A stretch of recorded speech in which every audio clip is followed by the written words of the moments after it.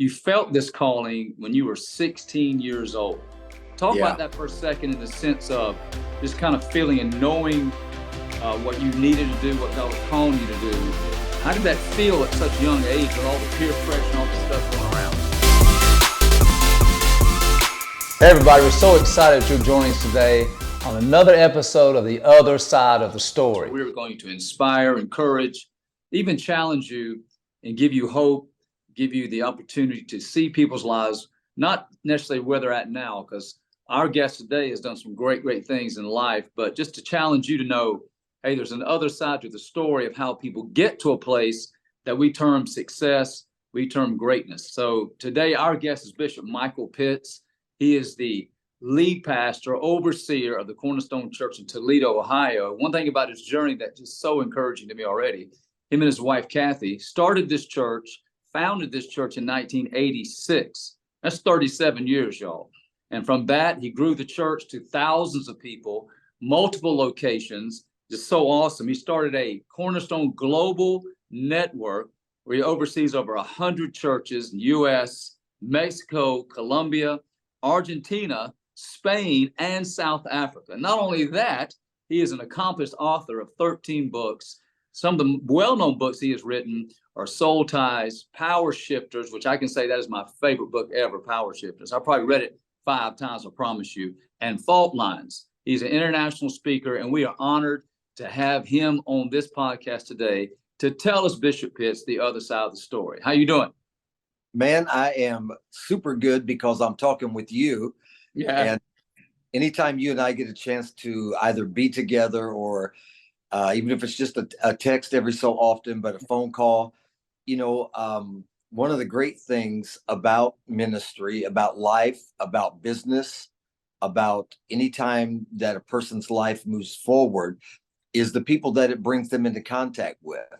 Yeah. And one of the things that I always found out about great people in business, great people in music, great people in athletics, great people in ministry, whatever it may be, that you find one common denominator is that they have long-term relationships.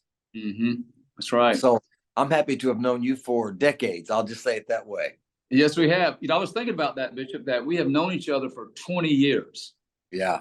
It's amazing. You've been a blessing to our life so many times over, man. I'm just so excited to have you today. And you got some great things about your life, and I think it's going to encourage people. It's going to inspire people where they are, no matter what season they're in, no matter what stage. Well, it should inspire them in the aspect of it doesn't matter where you start. When I look at my life, I see it as statistically, I shouldn't be here. Yeah. I was raised in a regular house. I didn't do well in school. My mom has an 8th grade education. Our family was struggling. We went to church every Sunday, but we were struggling. Yeah. And so they say I made it through high school. It was one of the things I never looked at the diploma because I didn't want to, I want to be able to have plausible deniability that, yes, they said I graduated. They let me walk. And so and it doesn't matter if sometimes people hold themselves back because I did this as well. So I understand what it feels like to feel overwhelmed and over your head and so many things that you don't know. But one of the signs that God is with you is that you can do great things with substandard equipment. That's good. And I started going to Mexico 25 years ago. I don't speak a lick of Spanish and have 70 or 80 churches throughout Mexico and Central America. And I have books in Spanish. I have churches in Spanish, but I don't speak Spanish. But when God called me to do it, I didn't I probably could have in 25 years, I could have learned it. But I did, but I say that to say that anytime you do something great, or you set out to do something great, it doesn't take long to outgrow your competence. And so many people start a business and they start a venture with a goal and a vision and a dream. And then it doesn't take long until you start bumping into tax laws and zoning laws and HR work and managing people and but it's all but you can do it, or you can find people to help you do it. Yeah. No, that's amazing, because you really just started with what you had and you just went for it. Yeah, I mean, Kathy and I started in the storefront building, as you said, 1986, with 30 people. We had 100 chairs, but 30 people. I preached so hard the first week. The next week we had 15. And then I preached so hard that week, the next week we had 7. You're going the other way, man. I know. And my brother told me, he goes, really about 1 or 2 more services and we're going to be done with this. And it turned around. But there were so many things that I didn't know. And so many things that, had it not been for the Lord who was on my side.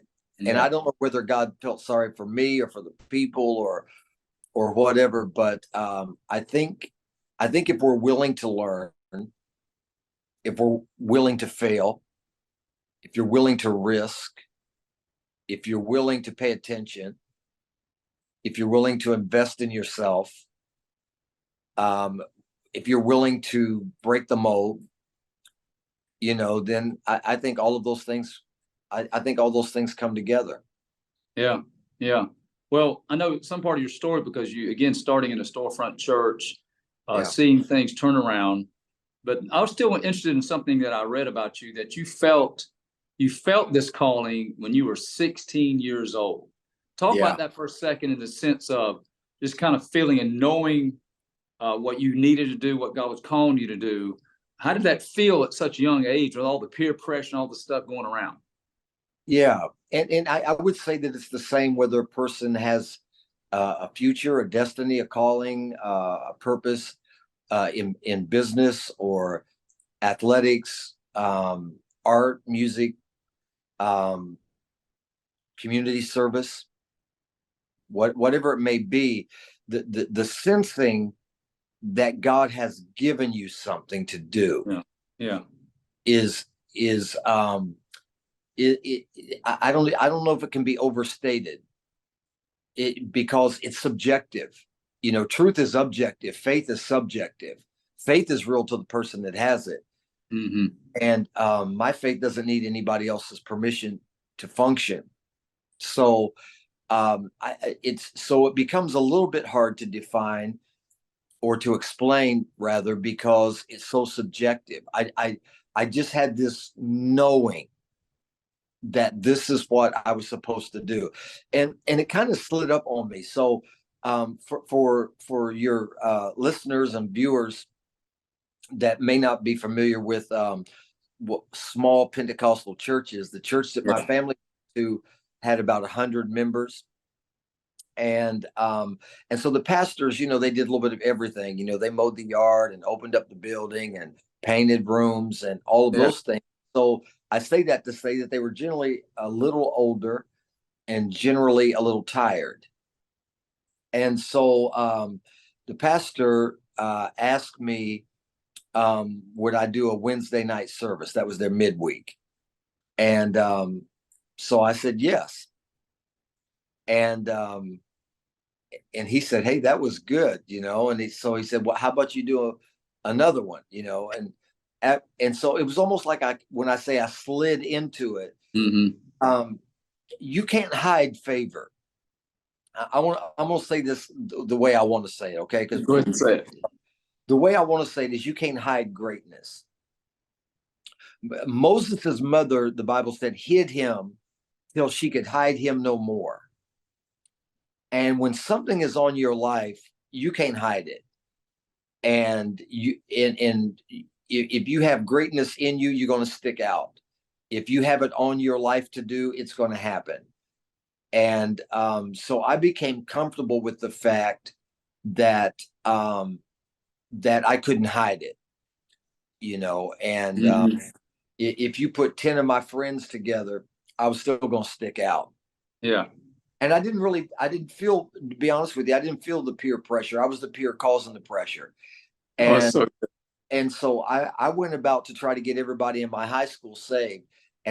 Which was quite a feat because I only went to school about part time. Oh so Lord. I Yeah. only went to school about part time. But Yeah. me and a friend of mine his name was John, and he was a Berean Baptist, John the Baptist. John the Baptist. And he and I teamed up on our classmates, and we actually met in homeroom. He and I would meet, and we made a list, and he'd work on them through because he memorized entire books of the Bible. He was Oh, God. and he would just take a Bible and hand it to him and start quoting it and just captivate him. So he would go after them, them Berean Baptists, they're gonna get that scripture. And then my way is I would approach them philosophically and things like that. And we made a list. And so we went after our classmates, and then I used study hall and lunch period to set up appointments in the library. And that became my office. And by the time I left high school, I was teachers were making appointments, and Wow. yeah, it was a thing. But yeah, it was a thing. No, I think that's so good because again, you knew without getting off the path at times in the sense of how young you were, you knew what you were doing, you knew what you were called to do, and you were bold about it. I think that's good, man. You were not afraid to speak out, and people's lives begin to be turned around. So you're in this church in a storefront, you're growing. So speak on like growth and capacity for a second. What you were feeling when all of a sudden this church is taking off. I know it was a process, but you start feeling this thing and you're growing to 1,000, you're going to 2,000, you get up to 4,000. That's a lot in the sense of greater capacity in people's lives. I think we all need to learn how to grow in capacity. So speak on that. Yeah. What you do at one level, you can do at another level. Okay. If you can make a free throw in high school, you can make a free throw in the NBA. There's no difference in the distance of the foul line or the height of the rim. Yeah. If you can sing in front of 100 people, you can sing in front of 1,000. Mm-hmm. So it's not the gift, it's not the talent, it's all the ancillary things that draws into your life. So on every playground in America, there are guys that could be playing in the NCAA. They can shoot just as good as any, but they can't be coached. They can't leave the girls alone. They don't know how to handle their money. They don't play well with others. They don't show up on time. And so it's not the talent. So there's that. Then when people, if we talk about NFL, going from college to NFL, Deion Sanders is a friend of mine. He told me one time, he said, the first time, he goes, I got hit in the NFL. He said, you always remember that first hit. He said, because been playing football his whole life. Yeah. And he said, I've been playing against, the best in college football. He said, no. The first time I got hit in the NFL, I still remember it. Ooh. It's a different level. Another level. So over time, our professional sports have learned that guys and gals, ladies need coaching on how to do press conferences, how to manage their money. Most professional athletes are broke just a few years after they retire. Yeah. And their the average, I think, NFL football player is 5 to 7 years. Yeah. Something like that. So somebody needs to teach them, it is possible for you to buy a $10 million house and lose it. Yeah. So they have to learn how to manage money. They have to learn. So I'm in Toledo, Ohio. So I'm only 45. Hang on, guys. See, this is what happens when it's for a while. I got to be able to look at you. So I'm only 45 minutes from Detroit. So the Spinks brothers were great boxers, Yes. And right after, I think it was Michael Spinks, might have been Leon. But anyway, right after he won the championship, the next week, he gets arrested for getting into a bar fight in Detroit, because somebody has to teach you that you have stuff to lose now. That's good. Every time Michael Spinks or Leon Spinks walked into a bar, which they should have stayed out of, but anyway, they were running around at the clubs. Somebody's going to have too much to drink, and they're going to be famous because they got into a fight with you. Yeah. And all they got to do is land one lucky blow, and they're going to be known forever as the guy that knocked Michael Spinks out, you know, at the Red Dog Saloon. So, you know, it's interesting, biblically speaking, you know, David was a great warrior, and you can track his life, substandard equipment, not trained for it, but he kept growing. And when he came to a different place in his life, I'll call it when he was in the pros, we use that, when he was at that league, his guys finally came to him and they said, "We don't want you to go to battle anymore, lest the light of Israel be put out." Yeah. Because they realized all it takes is a rookie. A rookie could just get a lucky javelin throw, and it's his first day in battle, and he takes out David.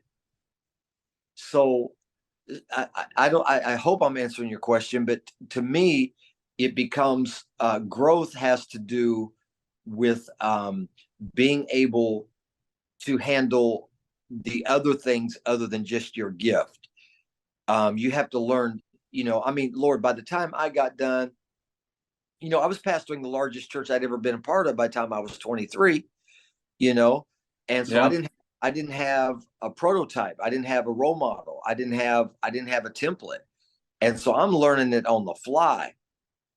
And by the time it was over, my Lord, the amount of things I have in my head that I wish I could pull out that are totally unbiblically related.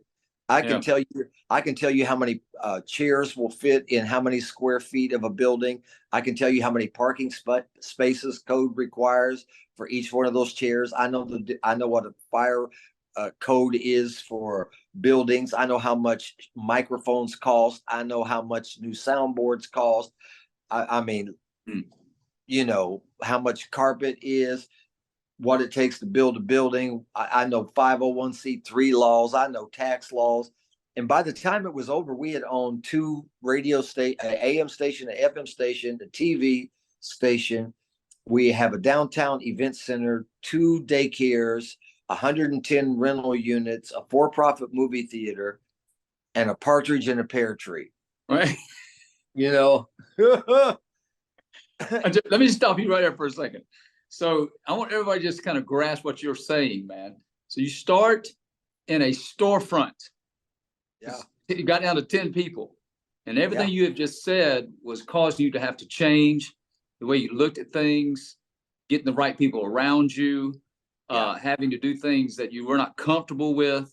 All those things are great speaking points to our lives about what we're trying to do in life, because we can't stay the same, you're telling us, if we're going to do greater things. So we got to learn that we have more in us. I am huge on collaboration. You know, God honors cooperation, collaboration, and communication. Good. And it's the spirit of Cain to be jealous of Abel, you know, and not to work together. It's the spirit of Nimrod, you know, and all of that. And so God honors collaboration. Low-level people criticize and fight other people. That's the level that they live on. They always fight. They ain't got no friends, but they always fight. And then the next level up is you learn how to celebrate other people. Yeah. But when you get to that highest level, you start collaborating. And I bring something to the table. You bring something to the table. And when I get to that level, then I quit doing things unless somebody else is bringing something, because I know I'm bringing something to the table. I want to say this because this is not a real parochial way of saying it, but I think it maybe should be said. It's okay to know what you're good at. Mm-hmm. And I was raised in a which was very good for me. I was raised in an environment that taught me not to think too highly of myself. Humility was drilled into us, Mhm. and I thank God for that foundation. But what was never taught was the difference between um, method and motivation. So because the same Bible says, no man lights a candle and puts a bushel over it. Right. And it also says, let men see your good works. They will glorify your Father, which is in heaven. Yeah. So it took me a while to realize that one has to do with motivation and the other one has to do with method. My motivation should not be seen. I should not be doing what I'm doing to be seen. That's Okay. not my motivation. But my method is, once I got my motivation under control, my method is I have to be seen, Yeah. because That's good. you can't hide this. Yeah. And so I say that to say, for a lot of people, especially those who are believers, and we really want to know that God is the source of all of it. At the same time, it's okay to say that you're good at something. If I'm fixing to go get brain surgery, or you gonna paint my car or something, I don't want you coming out there telling me, well, I really didn't want to do this, and I'm not really, just pray it comes out good. No, Yeah. no. I want you to look at me and say, I'm really good at this. Yes.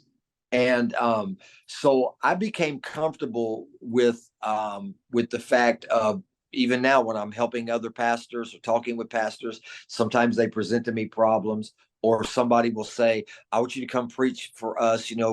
This is where we're going. This is what we're trying to achieve, or this is the crisis that we're in. I'm happy to look at them and say, no, I can help you. I'm Yeah. really good. I'm really good at it. Mhm. Yeah. Um, and because if you're going to collaborate with people, you have to bring something to the table. So I would say to anyone who's developing, who's moving from level to level, be comfortable with what you're good at, and know that there are other things that you're not good at. Yeah. That's so good. You are teaching us today, man. I'm telling you, you're just nailing some stuff that's so powerful. And that's Thank how you are, though. You have it all that's in you. Uh, so I'm curious to know how your reach started getting into other countries, because I think people need to hear also that Yeah. we shouldn't limit ourselves to 2 blocks in our neighborhood. Yes, and I'll tell you what, there's a huge lesson in this. Okay, so Right. here's the lesson. So one of the saving things of my life was that Dr. Lester Sumrall took me under his wings when I was in my mid to late 20s. Okay. And which is another good thing, is find somebody who's further down the road, find somebody that you will listen to, find someone who knows more than you know. And so that's what Dr. Sumrall was for me. He was a global apostle. My first time ever being out of the country was with Lester Sumrall. Okay. And we went to India. And anyway, it's a way long story. It's a way long story, but we were going in shifts. I was the first guy in. They lost me for 3 days in India. I hated it. I was mad. I didn't like none of it. And I came home with the belief, serious belief, Yeah. that I was only called to America. For 15, I don't think I left the country for another 10, 15 years. Wow. And I had a personal assistant, Janet Wind, who's pastoring the church in my hometown now. And she, every so often, she would come in, she goes, you're called to the nations. And I say, hey, praise the Lord, go type something. And I just didn't believe it. Yeah. So fast forward, I'm preaching at a conference, and a man from South Africa is there. And he says, we want you to come do our conference. And I said, and I told him what I told everybody. I said, no, I'm just called to America, And he goes, no, I really want you to come. So I said, okay, well, I'll come if I can get one of my friends to come with me. So me and Israel Houghton went to Cape Town. Yeah. It was like a dream. Now watch this. So I get on the airplane in Atlanta. I fall asleep. I don't wake up till we land in Cape Town. It was like a movie. I was the first person out. My bags were the first one out. I pick it up. I go outside. There they are waiting to pick me up. We have meetings. I have pastors in my network that got saved in those meetings. Wow. And so, I mean, they were epic. They were epic. So my point, here's the life lesson, at least for me. Sometimes when you're called to do something, the enemy will try to abort it. That the first time you do it, that it can be so unpleasant. Like I almost didn't go to the nations. Yeah. Because my first trip was so bad. And thank God I had somebody, my personal assistant, that kept praying it through. And then it was like, by the time I got there and started doing it again, it was like God said, I'm gonna show you how this can be. So that's how I started going to the nations. And really, there are a lot of places I haven't been. I've been to a lot of places, but at this time in my life, I spend almost all of my time, if I'm out of the country, in Mexico or Africa. I've been going to Ghana, West Africa for years. I'm getting ready to go there here in a couple of weeks again. Wow. I'll probably go there about 3 times a year. In November, I'll be doing our regional conferences all throughout Mexico. So I figure, because I'm a builder, I think I do better over time. So I think if I spend the rest of my time, and God may change it, but if I spend the rest of my time focusing on Mexico, Africa, South Africa mostly, West Africa some, and America, then that's going to be enough. I ain't trying to go. I don't really have a desire. I don't want to go back to India. I don't really want to do that. Never have been back. I don't really have a desire to go to Asia. Yeah. I mean, I've preached in Singapore before, whatever. I preached in Kiev and all those kind of things, all that stuff. But I preached for the largest church in Kiev way back in the day, pastored by Sunday Elijah. But the Eastern Bloc's not really my thing, whatever. So I again, find out what you're good at, focus on it, and throw yourself at it. This is the thing that a lot of people don't do, especially in today's world. I feel like I'm doing all the talking. It's your podcast. No, that's why I got you on here. You're just teaching us. Go. Okay. Well, the thing is that you have to throw yourself at it. So to me, I view ministry as it takes everything. It takes all of your emotional, psychological, physical, spiritual energy. You know what I'm talking about. You did it for 30 some years yourself, and are still out there hitting it. It takes everything. It takes everything. If you don't throw yourself at it, it's not going to happen. But people that act like you're going to start a beauty salon and people's just going to start pulling in off this, you better throw yourself at it. You have to throw yourself at it. You have to study it. You have to collaborate with people. You have to figure out how other people are doing it. You have to figure out what you're good at, what you're not good at, and I have this old car that somebody gave me, some old in one of the old saints in the church, and when she was getting ready to pass away, she wanted me to have it. It's some kind of an old Tiffany kind of a car, and so I'm ready to get it redone. And so I sent a video of it to a guy in another state that a friend of mine had his old Mustang done by. Yeah. You know what I like about this guy? This guy told me, he goes, I do old muscle cars. He goes, I don't do that. Wow. Okay. Yeah. He charges for them old muscle cars. Yeah. Okay. Yeah. But he's an expert at that. But to be an expert at that, to say yes to one thing is to say no to another thing. And when I was young, I said yes to everything, unless there was a reason to say no. Now I say no, unless there's a reason to say yes. So you have to know what you're doing. When you're building, then I say yes to everything. I used to cold call churches. I used to when I first started preaching, when I was 16, 17, 18 years old, right. I would get dressed up. I would put a suit on. I'm sorry, I'm trying to keep right here. No, go ahead. Here. Yeah. This is one I'm not good at. Watch it. There we go. Boom.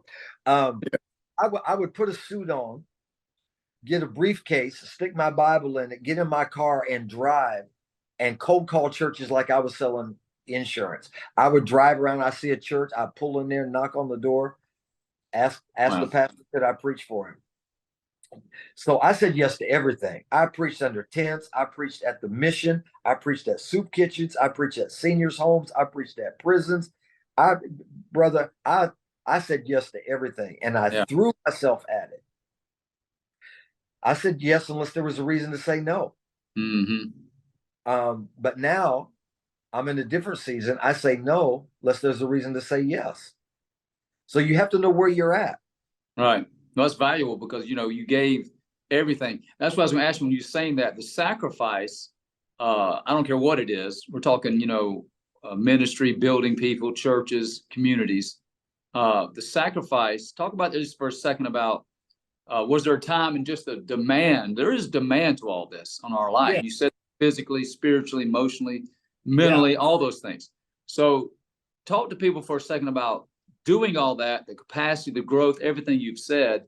Do you ever feel like inside you, man, I feel like the struggle's too great? Because, people get to a place where we want to quit. We want to maybe stop, or, we get weary. Yeah. So how did you overcome some of those things if you face that? Or just help us with that for a second. Yeah. So I'm going to say this because I don't know how else to say it. I didn't have quitting in me. That's so good. Didn't have quitting in you. I didn't have quitting in me. I mean, if people have leaving in them, they're gone, and if people have quitting in them, there's going to be plenty of reasons to quit. Yeah. Yeah. Okay. If you talk about, I'm going to play, in the NFL, but the first time you get it, but you don't want to get hit, but oh, I'm going to start a business, but you don't know how to do without, Right.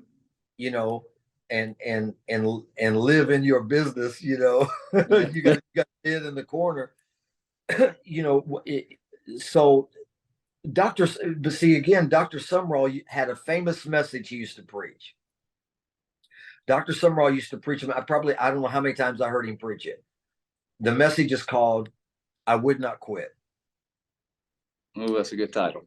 And I can quote part. He would say, he started it off the same way every time.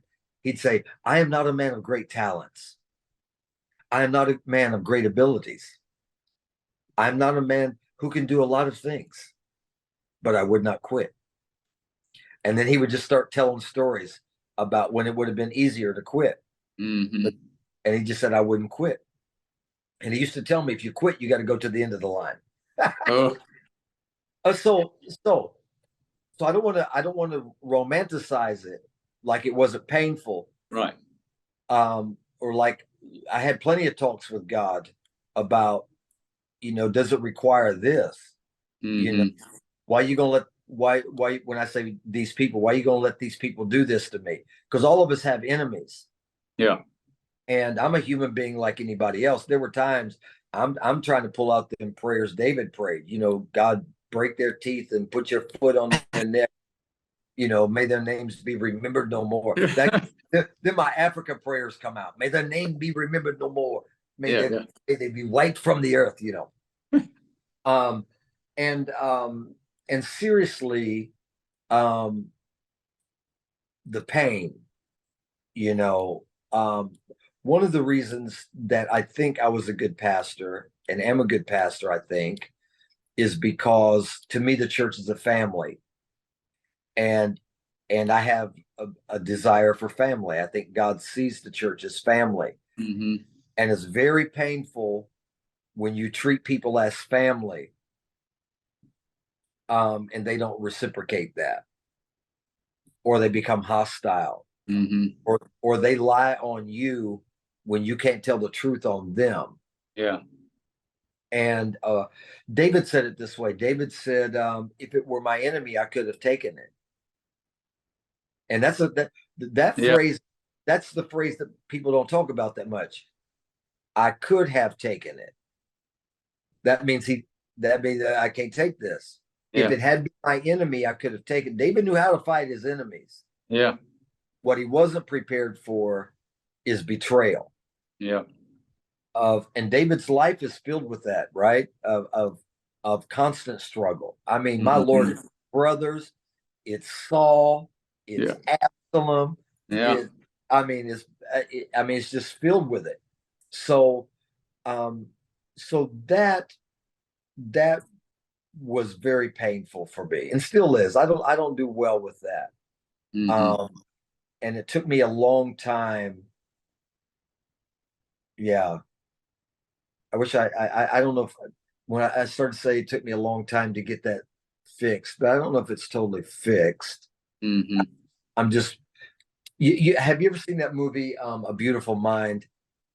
And at the end of it, because he hears all those voices and stuff, Yeah. gets that award, and someone says something to him like, so the voices aren't there anymore. And he goes, yeah, they just don't bother me as much. That's good. Right. That's good. You That's know, so so good. it still hurts, Yeah. but all of life is management. All of life is management. So it's time management, relationship management, money management, relational management. All of life is management. God doesn't give you what you want, he gives you what you can manage. And so if you want more, then you have to learn how to manage more. Joseph only has two gifts. If you track Joseph's life, the only thing Joseph does is interpret dreams and manage households. That's all Joseph does his whole life. Yeah. So, but his management grew, and so I think I think that we're always going to hurt if we're any good at it. If we're any good at Mhm. it, Yeah. you're always going to hurt. If you don't hurt, you don't care. If you don't care, you shouldn't be doing it. Mm. But we just learn how to manage it better. Those are Yeah. powerful principles. Seriously, I know that's helping somebody right there, just because of not necessarily to a place where I'm quitting, but to the place where you get obstacles, adversity, wounds. You get hurt. Those are reasons, but like you Yeah. said, now you can't. You got to get to a place where you have no quit in you, because you have a greater purpose Yeah, than the hurt. you can regroup. Yeah. You can recalibrate. You can reorganize. You know, so so the one thing that you bring to the equation that is specific and unique is yourself. Yep. I call it the me factor. Yeah. The one thing I bring to every situation that nobody else has is me. Yeah. So you may have heard this verse before, but you ain't never heard me preach it. Yeah.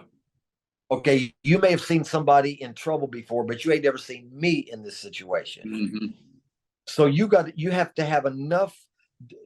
The Isaiah said it that way. Here am I, send me. Okay, don't send me trying to act like somebody else. Send me. And so it's the me factor. So it doesn't matter if I have to recalibrate. It doesn't matter if I have to restructure.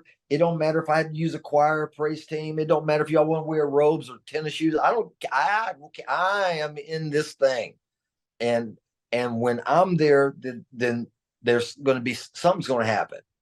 Yeah.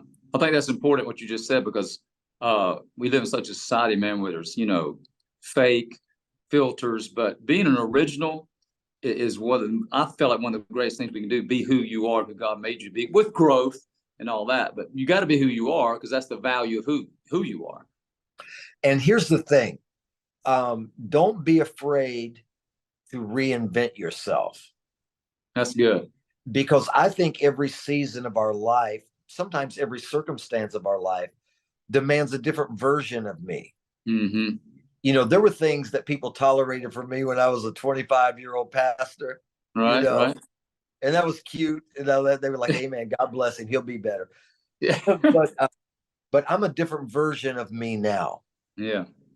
I like to think a better version, a healthier version, a more settled version, a less combative version, an easier version.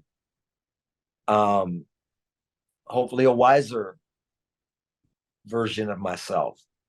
And people like to hold you in the pediatrics of your life. Mm-hmm. You know, and I still have people, you know, the other week, you know, I put like one of those little old clips from me preaching at Azusa when I was like 30 years old. It had over 1 million views or some kind of crazy something all over TikTok and everything. People like, oh, Bishop, baby. And, you know, even members at our church said like, you ought to preach like what, you know, oh, no. So one day I went out with my South Junior High. I went to South Junior High and I walked out on the pulpit and I held up my, you know, what do we call this? A varsity jacket is what they call it. Yeah. I held it up. I weighed like 100 and maybe 100 pounds when I was in gym. You know, I held it up and I said, you know how, I said, look at this. So everybody's laughing. I said, this is what I wore when I was in junior high. And there I let everybody laugh for a little bit. Mm-hmm. And I said, how ridiculous would it be for me to try to put that on right now?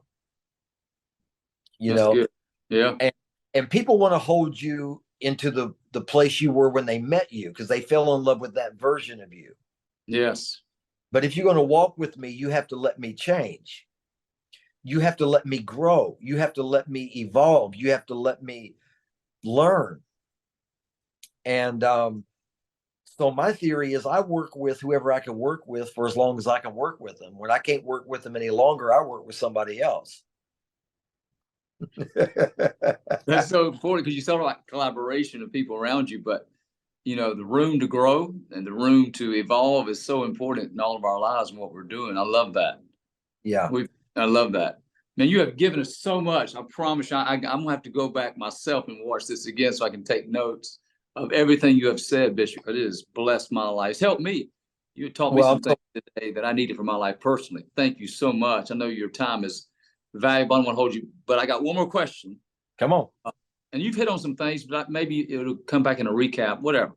But if you could leave 3 things to people that are watching or listening that would continue to challenge us to build our life and to grow our life, which might be the same word, but just 3 things that come to your mind to build and to grow, because we got to keep doing that.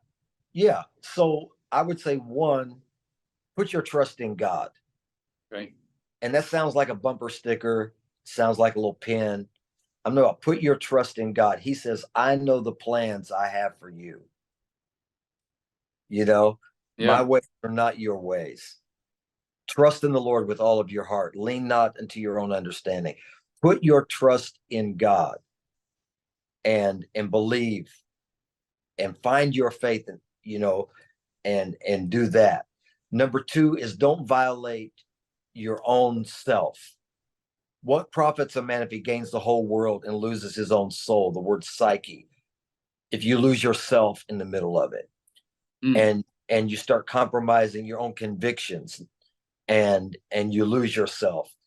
Don't let anybody make you do stuff you don't feel good about. I'm not talking about, you know, we all have parts of our portfolio that we don't enjoy as much, right? But don't let people make you who you're not. And then lastly, I would say, don't quit. Whatever you do, don't quit. Always win when you don't quit. If you don't quit, you have to win. God plays to wins. That's it. If I ain't winning, it ain't over. So much. Thank you so much for what you have shared today. I appreciate your time. How can people follow you or get some of your resources? Well, all of my resources, if they could just go to michaelpitts.com. Okay. That's everything. The books that you mentioned are on Amazon. You know, there's a book called Don't Curse Your Crisis on there as well. I forgot to tell you about that one. And that one's, all those are on Amazon. You can follow me on Facebook. Used to be Twitter, X, whatever it is now, but I'm mostly on Facebook and Instagram. Yeah. But listen, let me say before we get off here. Yeah. You are exhibiting what we're talking about. You're creating a new version of yourself because of a new season that you're in. New days demand new ways. That's good. And you used to stand in the pulpit every Sunday, just like I used to stand in the pulpit every Sunday. Yeah. I don't stand in the pulpit every Sunday anymore. I go to church when my daughter is preaching or my son-in-law is preaching, and I sit right there on the front row, and I still go out and preach, but I'm doing other things. and you're exhibiting that, and you're collaborating, and you're evolving, and you're growing, and you're sharing. And I am convinced that people who have longevity are the key to helping the emerging generation succeed.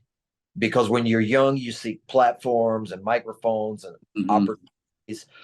But after a little while of being in it, they start saying, tell me how you kept your sanity. Exactly. And how you can still smile and how you made it through. So, Mhm.